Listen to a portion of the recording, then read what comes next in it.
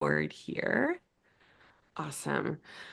Okay, so we have Marissa here with us, who worked with one of our incredible providers, Molly Hoffman. And so before we get into the bulk of your journey, Marissa, what I want to start with is what was the breaking point for you on your journey that made you say, you know what? I want to reach out and I want to get professional support with the Find Food Freedom team.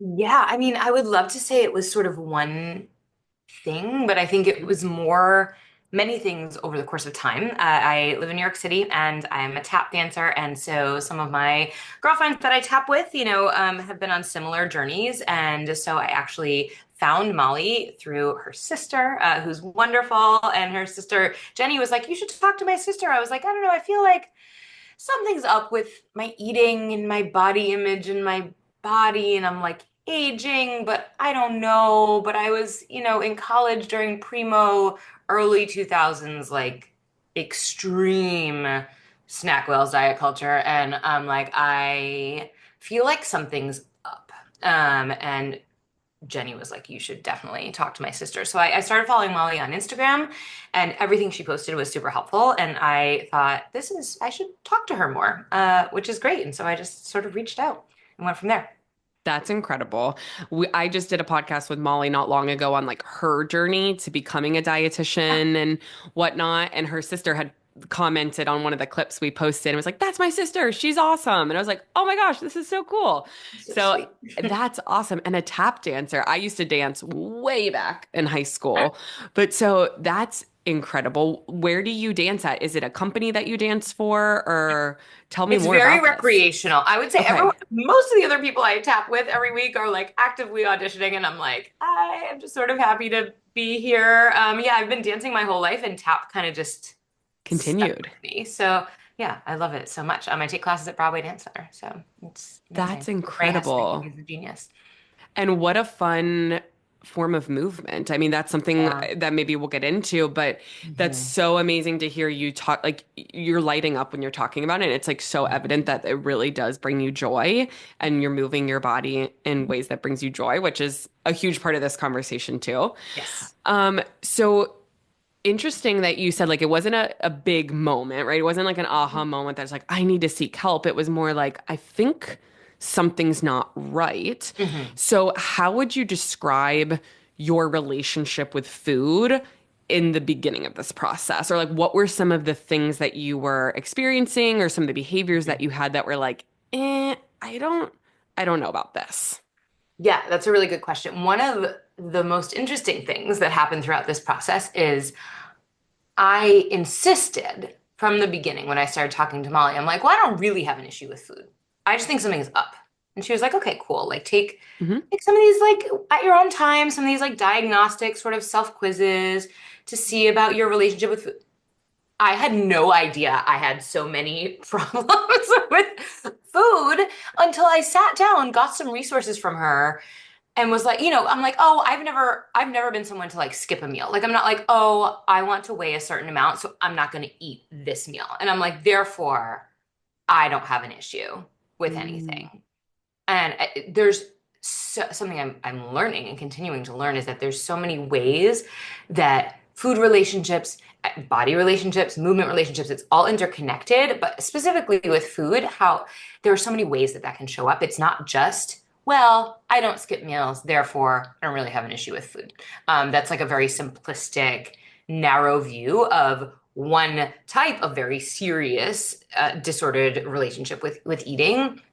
And so that was kind of the most enlightening thing to me is I'm like, "Well, I don't restrict myself." And there were many, many ways that I was restricting myself. She's like, "Have you ever a dieter?" I'm like, "No, I was never a dieter, except when I used to do juice cleanses or do Whole30, or when I used to buy ephedra in 2000 when I was in college, or when I used to do this, or when I used to think carbs were bad, or when I was gluten free." All of a sudden, when you start to unpack it, you're like, And see it. Like if you write it down too, it's like, oh yes, shit, whoa. yeah, That's a lot yeah. of things. Yeah, it's like an entire list, and so it's funny how I think there are maybe some more, not popular is not the right word I'm looking for, but more just sort of in your face examples of disordered eating. And I think that potentially can't just be a me problem. I'm sure a lot of people think, well, I don't have that, I don't have this, therefore I must be fine, or this must all be in my head. But there's all these different ways, that I was restricting. And it's a continued process, right? I'm not like everything's better now. It's like a constant day 100%. to day sort of thought process. But, I didn't realize this is something that I realized through my work with Molly, that when I go out to dinner with friends or with my husband or with whoever, that I don't look at the menu and pick something based on what I really want to eat. I look at the menu and I think, well, I had pasta yesterday, and tomorrow I might have a sandwich. So today, practically speaking, I should eat X, Y, or Z. And I'm like, oh my God, other people maybe sit down to dinner and like decide that looks yummy. I will eat that. So Hmm. So that was the thing. I also learned that I was severely under eating, which accident. And again, this is all like I didn't know any of this stuff. I'm like, wow. Sometimes I get really lightheaded, and sometimes I don't know. I didn't think I was skipping meals, but the level to which I was not eating and just forgetting to eat or eating a little bit and saying, "Oh, I'll make a meal in a little bit," or like, "Oh, we're gonna have dinner soon." So I'm Yep. not going to eat now, even though I'm hungry. That has been very interesting too. I didn't realize how like severely undercaloried I am as someone who literally, I mean, I move my body most days of the week, whether it's yoga, I teach at Bar Method in Brooklyn, uh, you know, tap dancing, Pilates. Like I live in New York, so I'm always walking. I'm severely underfueled. And Mm. so it was kind of like a couple of different issues going on. Yes. Well, first of all, thank you so much for your vulnerability and just sharing all of this. And I want to Yeah. validate so many different things for you. We hear that a lot from clients. It's like, I didn't realize how disordered I was until I came to you, and not in like a bad way Yeah. whatsoever. It's just that awareness. And I think a part of that is because our society, aka diet culture, is so prevalent, and so many of those disordered behaviors are praised as being air quotes Mhm. healthy, right? Or being Mhm. good, air quotes. And like Mhm. you said, you maybe like not a chronic dieter per se, where it's like I did this diet, this diet, this diet, but all these little food rules and Mhm. rituals kind of add up, and then Mhm. we're doing things like that we don't even realize. Like you, like the example you gave is like, oh, well, like we're having dinner soon, so I'm not going to listen to this internal cue of hunger because I will have a meal soon. When now it's like, oh wait, I can just honor that hunger, and I can eat whenever. Mhm. And you are not alone, because I know you had said like I can't be the only one. When we look at the stats of women from ages 25 to 45, 65% identify as disordered eaters, and an additional 10% have clinically diagnosed eating disorder.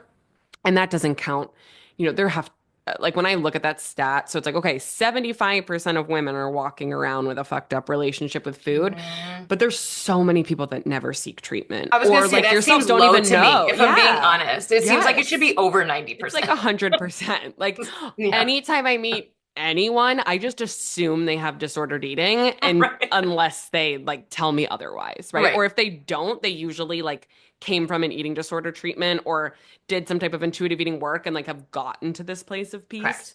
Yes. Um, so talk to me. So we talked about food. So what was your relationship with your body like before working with Molly, or before kind of opening your eyes to this type of work? Yeah, definitely. I mean, I would say that of all the work I've been doing with Molly, that is the slowest work, Yeah. probably because it's been the longest ingrained work. I cannot think, I mean, and I've been like a mover my whole life. Like I Hmm. danced like every day of my life until I was 18, went to college. And I cannot remember a time at any age or in any shape or status of my body at any point that I was like, I'm happy with my body. Not I cannot think of any moment in my life that I felt that way. Maybe like one or two. And I'm 44. Like that's a lot of years to be like It's a lot of deeply time in unhappy. your body to not Yeah. be at peace. And it's like and it's so funny because so much of the work I think is logical versus what you have in your mind, right? Like as a logical thinking reasonable person, when I think, okay, I don't know how much I weigh now. I don't care to know. Fine. I definitely don't weigh the same as I weighed when I was 17 years old, right? And even then, in a thinner body, I was still deeply unhappy. So one could assume reasonably that like actually the shape and size of your body is not what leads toward acceptance, is not what leads toward happiness. And it takes a long time for that to sink in, right? So it's like you 100%. know that to be true, and you're still like, but wouldn't it all be easier if I was a little thinner? And you have to like constantly like guard against that in the world because you're not going to get any help. Like you're not going to get help out in society. Yes. You're going to get it from your friends. You know, I have great friends who, when I'm like, I'm just feeling this way about my body, like they're like, don't you talk about my friend that way? Or like, thinking Mm, about like talking about your body and thinking about your body in terms of body respect. It's not always about loving the skin you're in every single day, but it's about like my body does these amazing things and here's what I know to be true. And I don't know, it's really, really challenging because out there you're still going to get the messages, unless it's again from those near and dear to you. And even sometimes from those near and dear to you, that sure. thinner is the goal. 100, Always. 100% because it comes back to those belief systems, right? And that's why you're saying I can resonate so deeply with you and with so many of our clients too, having that same experience of like, sure, I can logically know that Mhm. I am not more worthy in a smaller body versus a larger body. But if the belief system and the messaging that we've been taught about bodies from the beginning of time is that smaller is better, Mhm. that takes so much time to shift. And it's Mhm. truly like a lifelong journey. Like you said, same thing with food. These are relationships, and the relationship Mhm. with your body is the longest relationship you will ever be in. And I think that's why Mhm. this work is so important, but it's so challenging Yeah. because, like you said, not only are we not going to get the support by society, but often it's the opposite. We get triggered, whether it's medical Right. fat phobia, whether it's a friend or loved one who's dieting and then making comments about Mhm. their body or bodies in general. It's learning how to be compassionate towards ourselves and Mhm. give ourselves that respect and Yeah. everything that you're saying. So I would love to hear from you, like when you started this journey with Molly, and it might be hard to remember like the beginning. What did you think it was going to look like versus like what it actually looked like? I love asking this question because so many people think like, okay, I'm meeting with a dietitian. She's going to tell me what to eat, or this is what it's going to look like. So, like, what kind of support did you think you were going to get from Molly, and did it match with what your experience was? Like in the depths of my disordered eating body image mind, I was like, maybe I'll lose some weight from this, right? Hmm. Like in the back, and then I'm like, that's not, I know that's not what I'm setting out to do, right? But you're like, that little voice is like back there. Hmm. Um, Maybe. I definitely thought it was going to be more centered around eat this, not that. Was not the name of a book. I'm pretty Yeah. sure Oh my gosh. probably also As a got crazy. 90s kid, like, yes, I had like, there was like different editions. It was like Uh-huh, fast food edition, like snack uh-huh, edition. I had all uh-huh. of them.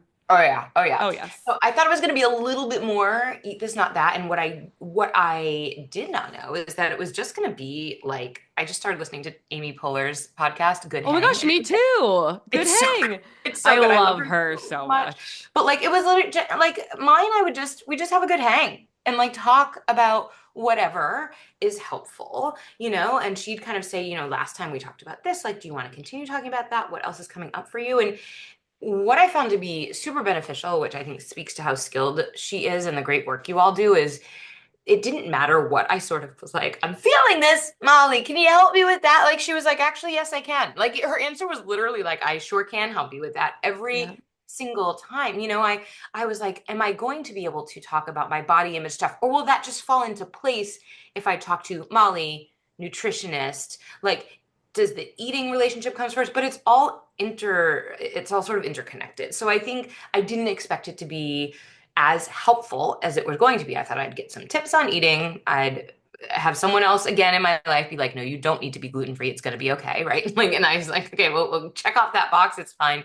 But it ended up being so much more than that. And I didn't realize how interconnected all of those elements were. And so that was potentially the most surprising thing for me. I thought it was just going to be like, here's what you should do with your food, here's what you should eat and not eat to be a healthy, well adjusted person. And it was more like, well, what do you want to eat? And I was like, You're like, I don't know. I have no Like, idea. I have literally, like, the first time that we talked about, like, what am I in the mood to eat? Like, I'm like, you know what? I have no freaking clue. Like, I literally don't know because I'm so far removed from eating for enjoyment without feeling like there's some kind of like consequence that like I don't know. So that was the biggest surprise to me. was how interrelated everything is. That's incredible. And I think that's one of my clients years ago said this quote, and I always quote her, where she said, it's not intuitive eating, it's intuitive living. Because I think Hmm. obviously when you sign up with a dietitian, you think food, diet, unfortunately, because that's in the term. I don't even tell people I'm a I know, dietitian. it's so annoying. I'm a counselor, like, whatever. Um, but it's like, it's not about the food. Like Yeah, once you dig deeper and like look into those belief systems, it truly unlocks like an entirely different perspective. And this same client, she's great for her quotes, was like, it was like the Wizard of Oz where I was seeing life in black and white. But then I saw it in color once I was with yeah, intuitive eating, and it just had this ripple effect on everything because I right. was finally nourished. I wasn't hungry all the time. I wasn't dizzy. I could show up for people. I could be present. I wasn't obsessed with food. And so it's so amazing to hear you say that in your own words of like, it was so much more than I thought Yeah. it could be. Like I didn't know that I was going to stop being dizzy when I stand up. I Mm. was like, oh, that's because my blood pressure is low, which is also true, but Could be. Could be. I'm telling you, like it stop. Like I asked my husband, I'm like, when's the last time you heard me say like, oh, I feel dizzy? Like it's been months. I am like remembering choreography in my dance classes every week better. Like my brain Mm. is working better, It's and functioning. It has enough carbs to function properly. shocking. And what's fascinating too for me is again like that interrelated aspect of everything and talking about how it's not about the food. Like there was a time when I first started working with Molly when I was like, oh, my first piece of homework is I'm supposed to eat when I'm hungry. So there was a period of time where I was like, I have this tendency, personality wise, to when someone gives me a task, I will go ham on that task. I will go so hard on the task, like too much, right? So it's like, it's so interesting that you say that it's not about the food because it's not. Because then there was a point after a few weeks where I was like, I feel kind of bad and low energy. And then I'm like, am I, but like, do I really want another scone? Shoot, I like took the like eat whatever you want too far in one direction. And then it like started to balance out. And Molly talked to me about how that's actually super common. You eat past fullness when you first start eating, Yeah, because your body is not used to being fueled when it wants food. And so it'll be like, yeah, keep eating, And so it's like I had to kind of, and I'm kind of constantly sort of calibrating, but the one consistent thing is that if you tune in for a second, there's less calibration needed because you will know if you are actually in the mood to do what you're about to do. And that I think that applies, it applies to food, it applies to everything else too. It's totally. kind of this ability to drop in and listen a little bit more to what your body and mind are asking for, in a way that is so much more than just food. And food is so vital too. So it's a both and. Absolutely. And it's trusting yourself, right? Mhm. Whether it's food, it's like we all have that inner voice, that inner knowing. And whether it's for hunger, we trust ourselves when we have to pee, right? We feel that. It's Right. like compensatory response. We're not like, do I have to pee? Oh, I'm gonna try to Right. wait, right? Like, Or no, like I just peed. This can't be a real feeling. Or like right? I'm gonna pee in an hour and a half, so I'm not gonna pee now. It Right? doesn't make any We sense. would Like never do that. that analogy, I think is the best way to describe intuitive eating to someone who's like, what are you talking about? Or like, what do you Yeah, mean you can just eat whatever? And I'm like, well, it's not, it's about eating like within like like what you want to eat and also like serving your body in a way that is like respectful. But that's the best way that I have found to explain to people who are don't know what I'm talking about when I say intuitive eating. I'm like, you know how when you have to pee, you just go. And when you don't have to pee, you don't go. It's that, it's but that, with eating. except just food instead of pee. Absolutely. That's it. And I love it. You also had mentioned, like, and I'm really glad you brought this up because I think it is important to give people expectations of, well, and that's usually the first fear we hear with intuitive eating, right? Is like, but Mhm. if I have unconditional permission to eat, I'm just going to eat everything and I'm never going to stop eating and Right. da da da da. And it's so normal to have that thought process because when we come from dieting, I always kind of explain it as the bow and arrow, right? Of we pick up Hmm. that bow and arrow. Let's say it's carbs. We go, no carbs, no carbs, no carbs, no carbs. And we Hmm. pull that back, Hmm. and then something happens, and we say, fuck it, and the arrow Hmm. flies way further in the opposite Hmm. direction. We eat all the carbs, and that's like the false evidence in our brain that, like, see, I have to be on a diet or I'm out of control around food. Right. And so once we start to allow ourselves to eat all of the foods, Mm-hmm. of course we eat a little bit more because we've Mm-hmm. been restricted for so long, whether it was physical or mental restriction of that voice in our head saying, I shouldn't be eating this, I should be eating something healthier, whatever Mm-hmm. that may be. Mm-hmm. And it takes that time of exposure to that food to realize, oh, Mm-hmm. now that I can have it all the time, now that the restriction isn't there, the binging and the Mm-hmm. out of control starts to become less frequent. And that's Mm-hmm. where that food piece occurs that you're Mm-hmm. experiencing. Yeah. Yeah. And it doesn't mean Definitely. we're It's pretty never going to eat revolutionary. past fullness, right? We're human. And No. sometimes I want to, like something's fucking good. And Right. I'm like, it's worth it. I want Right. this. Yes, 100%. And I started doing this work with Molly right before Thanksgiving, Oh, and perfect I timing. was I like, love a client before the holidays. It's like the best time. right? And then I was like, when I like ate way too much at Thanksgiving, I was like, well, that's Yeah. of course I did. When else am I gonna have this like turkey roulade with mashed potatoes? You know what I mean? Like it's like I guess I could make it anytime, but it's like it's very specific. Oh, I have Yeah. these meals once a year. It's so exciting. Like, and I didn't have to be like, ugh, I'm I such did a it bad again. person. Yeah. No. Another holiday came and went, and I couldn't control myself around food. Like, no, absolutely not. So January it's comes, time to diet again, right? Like you broke right, those behaviors. So right. I'm gonna ask you like a three-part question and you can take it which like the first thing that comes up for you. I just want you Okay. to spew. Like, what is your relationship with food and body like now? And or how has your life changed since hmm working with our team? hmm I would say my relationship with food is good. My relationship with my body is like getting there, right? And again, I think it's just going to take a little bit more time. What I do appreciate is that I went from a few months ago having no idea that I had any of these deeply held beliefs or ways that I was restricting myself to now having all this knowledge.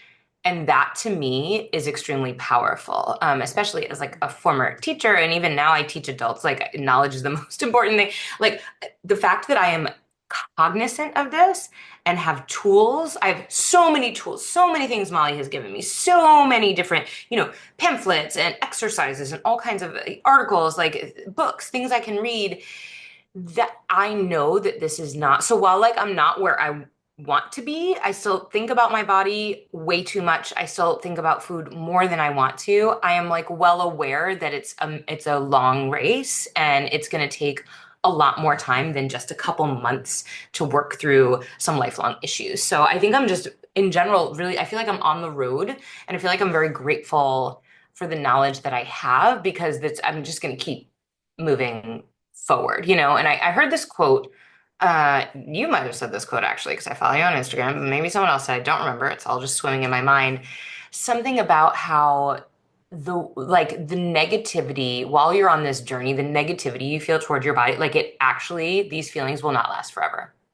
You Mm, will at some point cross over this like bump to the other side where you won't actually be thinking about how terrible your body looks like several times a day, right? Where you'll be able to get ready to go out with your friends and just get ready and be like, I feel great, time to go.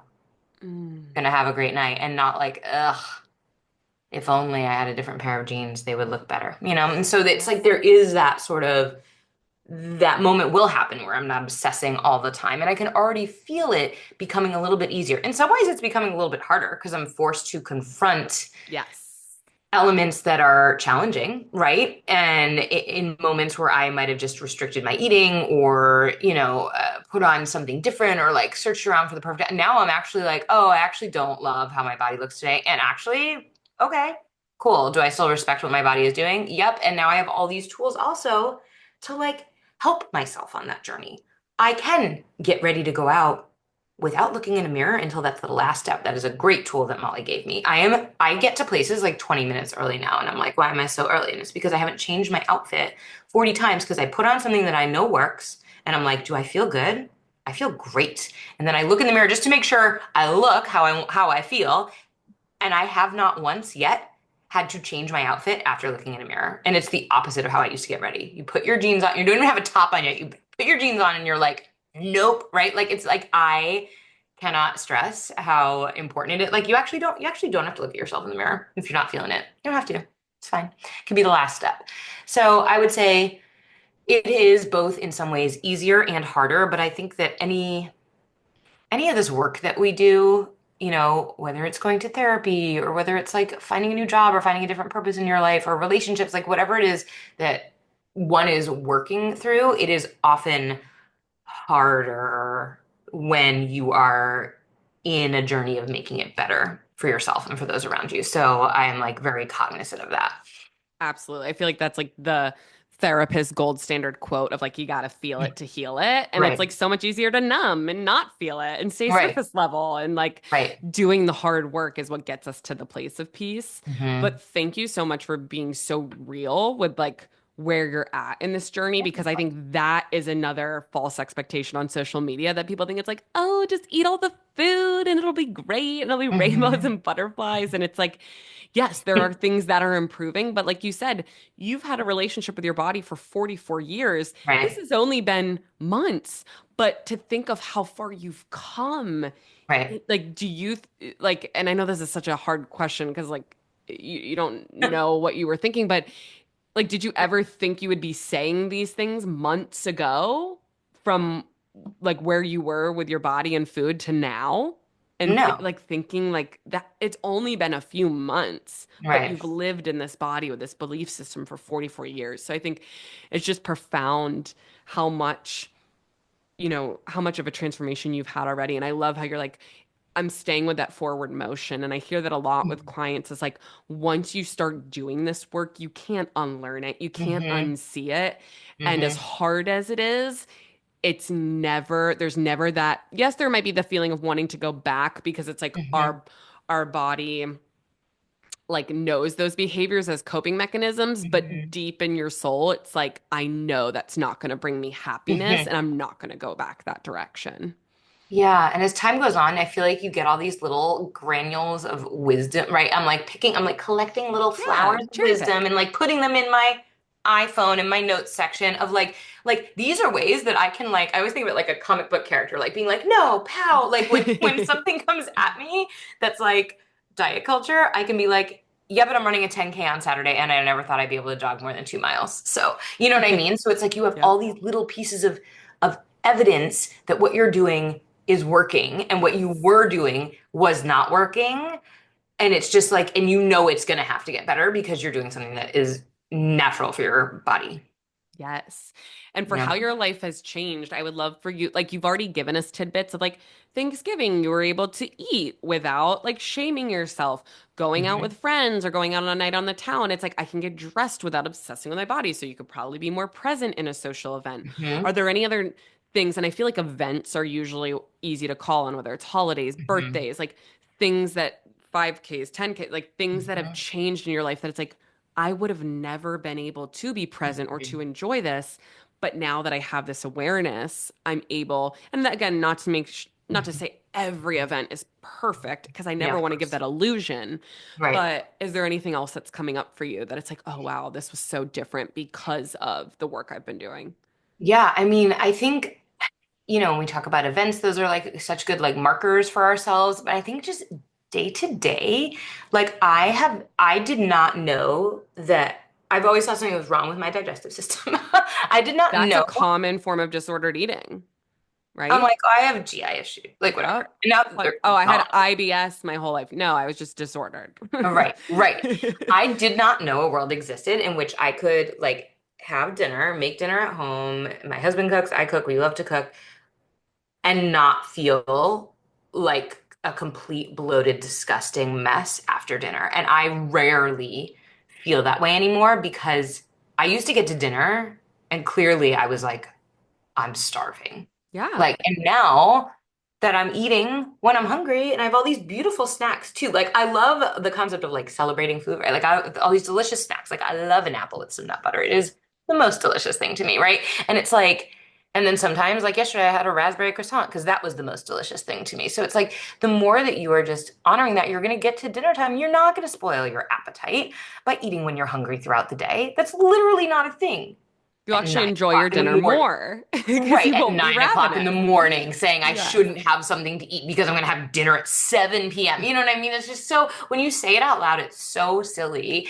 And it's like the day-to-day feeling of feeling so much better about eating and feeling like I am eating in a way that is really good for my body and my mind is like, I can't, like, it's great. That's incredible. And I love that you brought that back to like a simple day-to-day thing that impacts Mm. pretty much everything you do every Hmm. day, every Hmm. single day. Yep. So, last question for you. If a friend came to you and said, "Hey, I saw Find Food Freedom, I saw Molly, I saw this team of dietitians, like I'm thinking of working with them," what would you say and why? Um, Great question. I mean, I would say absolutely. I would say run, don't walk to work with Molly and everyone else at Find Food Freedom. I think that I would tell them first and foremost that I really thought that I had my shit together until I started talking to Molly, and that my life has like dramatically improved, even though the work is really challenging. Um, and that it's not, I think also I would tell people it's not what you think it's going to be. I think people hear nutritionist and dietitian, and we think like, I just have this vision of like, okay, like rice cakes. Like, Like it's like, food okay, police, right? Like the food right, like police. That's what rice we're known cakes and as. celery. Like, that's what my life is going to be. Or like almost worse than that is like a nutritionist or a dietitian that's like, you must buy this protein powder from me to be healthy. And this is the I'm like, only thing you're allowed to eat. I'm like, weird that you're selling it, but okay. Yeah, so I think I would say that like the benefits far outweigh the hard work, and it is hard work, and it's like the right kind of hard work. And it's not what you think it's going to be. It's just talking to someone who is going to help you feel more in tune with your body, which is like, who doesn't want that? That is awesome. Thank you so much for not only your vulnerability, but all of your very realistic, like real expectations. I think I could talk all day about intuitive eating online, and I do share my own personal journey, but I think it is invaluable for Hmm. people that are considering to walk this journey to hear Hmm. it from people like yourself who have gone through it, that are actively going through it, and Hmm. that are sharing their own story. Yeah, So thank you so, so much, Marissa. thank you.